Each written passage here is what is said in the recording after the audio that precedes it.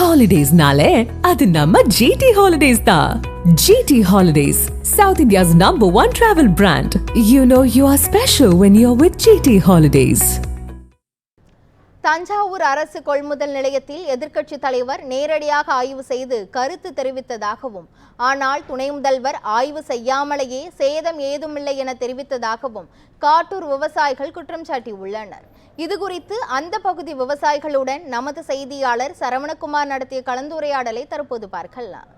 நாம தற்போது தஞ்சை மாவட்டம் காட்டூர் நேரடி நெல் கொள்முதல் நிலையத்தில் இருக்கிறோம். இங்கே தான் 2 நாளைக்கு முன்னால் தமிழகத்தின் எதிர்க்கட்சி தலைவர் எடப்பாடி பழனிசாமி ஆய்வு செய்து விவசாயிகளிடம் அவர்களுடைய குறைகளை கேட்டிருந்தார்.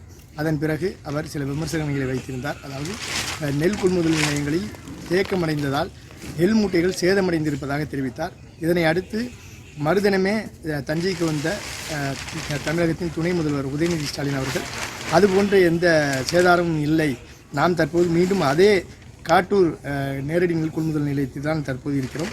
தற்போதைய அந்த எதிர்க்கட்சி தலைவர் ஆய்வு செய்துவிட்டு சென்ற பிறகு துணை முதல்வர் பதில் தெரிவித்த பிறகு விவசாயிகள் என்ன கருத்து தெரிவிக்கிறார்கள் என்பதை கேட்பதற்காக தான் நாம் வந்திருக்கிறோம்.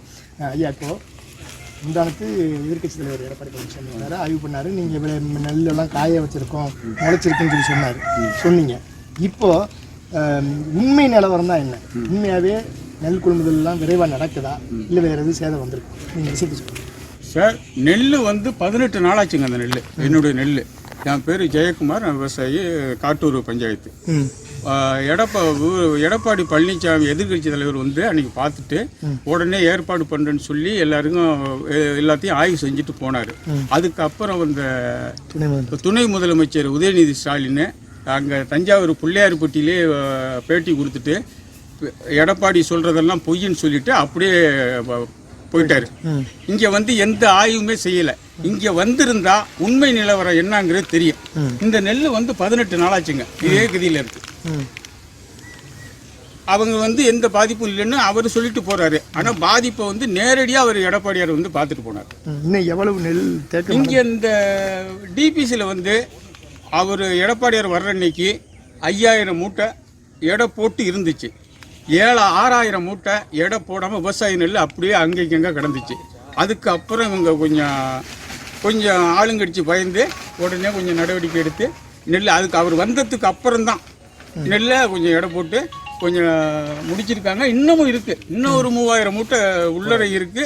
3000 மூட்டை எடை போடாமல் இருக்குது. வீட்டில் ஒரு 2000 மூட்டை அங்கேங்க இருக்குது. மொத்தத்தில் 5000 மூட்டை இன்னும் இருக்குது. ஊரில் மட்டும் 5000 மூட்டை இந்த ஒரு பஞ்சாயத்தில், காட்டூர் பஞ்சாயத்தில் மட்டும் 5000 மூட்டை இருக்குது. எடை போட்ட நெல் ஒரு 3000 மூட்டை இருக்குது. 3000 மூட்டை இருக்குது. பார்ப்போம். அதாவது எதிர்க்கட்சி தலைவர் குற்றம் சாட்டிய பிறகு துணை முதல்வர் தெரிவித்தபடி எங்குமே சேதாரம் இல்லை, விரைவாக நெல் கொள்முதல் செய்யப்படுவதாக தெரிவித்தாலும் கூட இவர்கள் எல்லாம் ஆய்வு செய்த அதே காட்டூர் நேரடி நெல் கொள்முதல் நிலையத்தில் விவசாயிகள் வைக்கும் குற்றச்சாட்டு என்னவென்றால் இன்னமும் கூட நெல்மணிகள் என்பது வீடுகளில் குவிக்கப்பட்டு தான் வைத்திருக்கப்படுகிறது. அதேபோல் கொட்டும் மழையில் சின்ன சின்ன சேதாரங்கள் அவர்களுக்கு வருவதாகவும் நெல்மணிகள் முளைப்பதாகவும் குற்றம் சாட்டி வருகின்றனர். எனவே அரசியல் காரணங்களுக்காக 1000 காரணங்கள் தெரிவித்தாலும் தற்போது விவசாயிகள் பாதிக்கப்பட்டு வருகின்றார்கள். எனவே விவசாயிகளின் நிலையறிந்து தமிழக அரசு உடனடியாக இந்த தேங்கி கிடக்கக்கூடிய நெல் மணிகளை எவ்வளவு விரைவாக எடுத்து கொண்டு செல்ல முடியுமோ அந்த அளவிற்கு விரைவாக கொள்முதல் செய்ய வேண்டும் என்பதை பகுதி விவசாயிகளும் கோரிக்கிறார்கள். தஞ்சையிலிருந்து ஒளிப்பதிவாளர் கார்த்திகுடன் சரவணகுமார், நியூஸ் ஒன் தமிழ்.